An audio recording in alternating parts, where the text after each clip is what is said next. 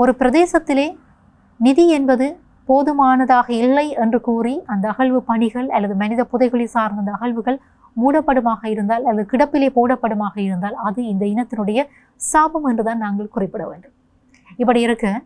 தமிழ் மக்களை பொறுத்த வரைக்கும் தமிழ் மக்களிடம் இந்த பொருளாதார கட்டமைப்பு என்பது அது நிலத்திலும் புலத்திலும் வலுவானதாக காணப்படுகிறது. இந்த பின்னணியிலே தொடர்புடைய பொது அமைப்புகள்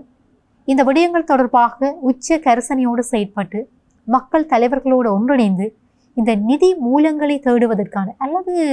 உதாரணமாக இந்த செம்மணி புதைகுழி விவகாரம் கொண்டு நடாத்தப்படுகிற போது அல்லது கொண்டு செல்லப்படுகிற போது இங்கே நிதி பற்றாக்குறை காரணமாக அது மூடப்படுமாக இருந்தால் அல்லது நிறுத்தப்படுமாக இருந்தால் அந்த இடத்திலே நாங்கள் நிதி பங்களிப்பினை செய்கிறோம், உரிய முறையிலே நீங்கள் இதற்கான பதிலை தருவதற்கு தயாராக இருக்கிறீர்களா? அதாவது பதில் என்று நான் இங்கே குறிப்பிடுவது முறையாக நீங்கள் ஆய்வுகளை மேற்கொண்டு உரிய பதில்களை தருவதற்கு நீங்கள் தயாரா என்கிற கேள்வியோடு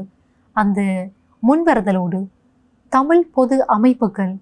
முன்வர வேண்டியது காலத்தினுடைய தேவையாக இருக்கிறது என்பதும் இந்த இடத்திலே சுட்டி காட்டப்பட வேண்டிய விடயமாக இருக்கிறது.